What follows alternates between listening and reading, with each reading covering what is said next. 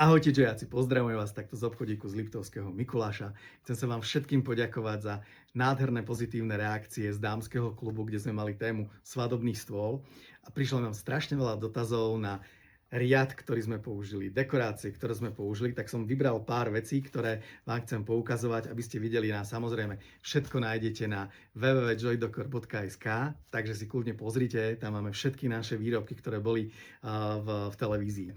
Veľmi sa vám páčili títo nádherní svadobní mackovia. Mali sme už aj vianočnú kolekciu od nich, od tejto firmy La Galeria. Je to belgická rodinná firma, robí nádherné ručné týchto macíkov, takže máme taký svadobný pár. Na ten ste sa pýtali, takže myslím, že sú okolo tých 30 cm vysoký. Potom ste sa pýtali na tieto darčeky pre deti na svadobný stôl. Sú krásne poobliekaní, dievčatko v šatách a chlapček v týchto krásnych nohavicách. No a samozrejme, všetci ste sa pýtali na tento nádherný riad, či slávnostný alebo svadobný, vhodný do exteriéru, do interiéru. Je to od dánskej firmy Chic Antique. Mňa zaujal tým nádherným jemným vzorom. No a samozrejme aj tým, že je to v takej bielej, nevýraznej farbe, nekriklavej v bielej, takže vo veľmi romantickom, v takom vintage štýle. Takže máme ten dezertný tanier, čo som vám ukázal, tento plytký tanier a hlboký tanier. Na každej dobrej slovenskej svadbe nemôže chýbať kapustnica o polnoci, takže máme takúto krásnu šálku na 3,5 deci dobrej kapustnice polnočnej.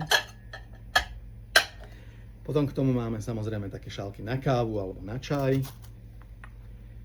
Solničky, koreničky aj s označením. Čo ešte nemôže chýbať na svadbe, samozrejme počas týchto letných krásnych dní, ktoré nás budú čakať, krásny etažér na ovocie. V každej dobrej svadbe sú torty, zákusky, dezerty, takže táto krásny tento podnos na koláče.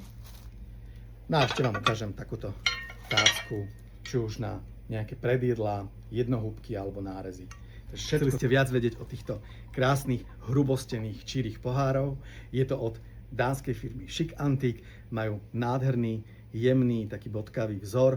Sú ťažké, takže aj keď budú vonka na terase a bude fúkať nejaký vietor, tak sa vám to určite neprevráti.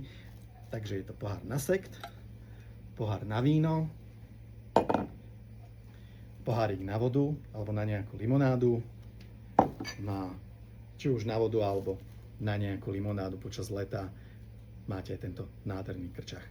Všetko, ale naozaj všetko je na e-shope joydecor.sk.